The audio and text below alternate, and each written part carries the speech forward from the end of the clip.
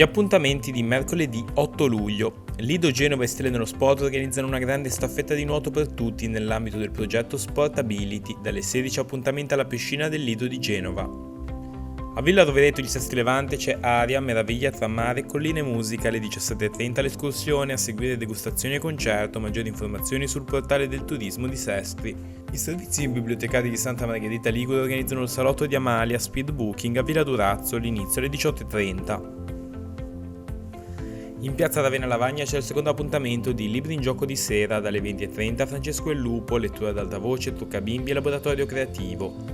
L'amministrazione comunale di Sestri Levante incontra gli abitanti del centro per un confronto con la cittadinanza alle 21 nella sala Bo di Palazzo Fasce. Al Parco del Flauto Magico di Santa Margherita Ligure va lo spettacolo per bambini a Come Alice, testo e regia di Elena Dragonetti, inizio alle 21. In piazza Matteotti a Chiavari c'è il concerto L'Italia canta se stessa della Tigulio Big Band con la cantante Elena Ventura, inizia alle 21:15.